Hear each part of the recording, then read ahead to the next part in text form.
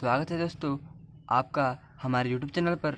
आज फिर से हम केमिस्ट्री के बहुत ही महत्वपूर्ण प्रश्न लाए हैं, जो केमिस्ट्री के क्रमशः पार्ट 1, पार्ट 2 और पार्ट 3 से है। पहला पार्ट ठोस अवस्था, दूसरा विलयन और तीसरा विद्युत रसायन। इन तीनों पार्ट में से हम 10 प्रश्न बताएंगे। बोर्ड 2021 की परीक्षा में इसी 10 प्रश्न में से प्रश्न आएंगे और इससे बाहर से कुछ नहीं आएगा दोस्तों। तो पहला प्रश्न है, शाटकी दोष तथा फ्रैंकल दोष में अंतर स्पष्ट कीजिए। कभी कभी शाटकी दोष तथा फ्रैंकल दोष में परिभाषा भी पूछ देता है, लेकिन यहाँ पे परिभाषा भी याद कर लीजिएगा और शाटकी दोष में अंतर भी याद कर लीजिएगा।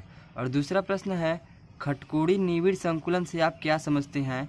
खटकोड़ी निविड़ संकुलन तथा घनी निविड़ संकुलन से आप क्या समझते हैं? पहला पाठ का है दोस्तों, ठोस अवस्था में से है। आप इसको खूब अच्छे से रिवीजन कीजिएगा, बहुत अच्छे से रिवीजन कीजिएगा और याद कीजिएगा।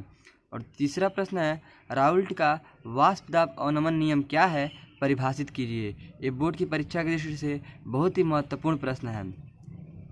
चौथा प्रश्न है, मोलरता, मोल प्रभाज, मोललता तथा प्रासरण दाब तथा समपरासरी दाब से आप क्या समझते हैं? परिभाषा भी पूछता है और इन पर प्रश्न भी पूछ सकता है। आंगिक प्रश्न, न्यूमेरिकल टाइप प्रश्न भी पूछ सकता है। तो पांचवा प्रश्न है, हिमांक में अवनमन तथा विलियम के अणुभार में क्या संबंध है? इसका निगमन कीजिए। इसका निगमन है पाठ शायद विलियन का है। हाँ, विलियन का है। विलियन का है, हिमांक में अवनमन तथा विलिय के अणुभार में क्या संबंध है, यही है। इसमें निगमन भी है, संबंध दर्शा दीजिएगा। प्रश्न 6, कोलराउस नियम पर संक्षिप्त टिप्पणी लिखिए। यहाँ पे उसका परिभाषा लिखिए और एक उदाहरण दे दीजिए, बस यही करना है। प्रश्न 7, फैराडे का विद्युत अपघट्य का प्रथम नियम बताइए। दोस्तों, फैराडे का विद्युत अपघट्य का प्रथम नियम है और द्वितीय नियम है। इन दोनों नियमों को अच्छे से याद कीजिएगा और परीक्षा में यह पूछ सकता है, बहुत ही इम्पोर्टेंट है। प्रश्न 8, दोस्तों ये वेरी इम्पोर्टेंट प्रश्न है। नरनष्ट समीकरण की व्याख्या कीजिए। आप कभी भी किसी स्कूल में पढ़ते होंगे तो आपके टीचर आपको बताए होंगे कि नरनष्ट समीकरण कितना इम्पोर्टेंट है परीक्षा की दृष्टि से। बहुत ही यह प्रश्न मतलब इलेक्ट्रोड विभव और विलयन के सांद्रण के मध्य जो संबंध दर्शाया जाता है उसे ही हम नरनष्ट समीकरण कहते हैं। और नरनष्ट समीकरण जो है दोस्तों, वो नरनष्ट नामक वैज्ञानिक ने दिया था। जो नरनष्ट वैज्ञानिक थे वो जर्मन के थे।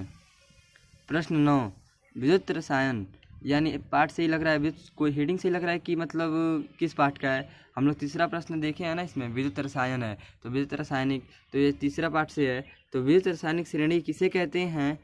इससे इसके एक प्रमुख लक्षण, इसका परिभाषा और इसके लक्षण याद कर लीजिएगा आप लोग। और लास्ट प्रश्न है, इलेक्ट्रोड विभव व रेडॉक्स विभव से आप क्या समझते हैं, यानी यह क्या है, इसके बारे में बहुत ही अच्छे से आप लोग खूब बढ़िया से रिवीजन कीजिएगा। परीक्षा में यही आएगा और कुछ नहीं आएगा दोस्तों। ठीक है दोस्तों, प्रश्न देख लीजिए और आप अच्छे से रिवीजन कर लीजिए।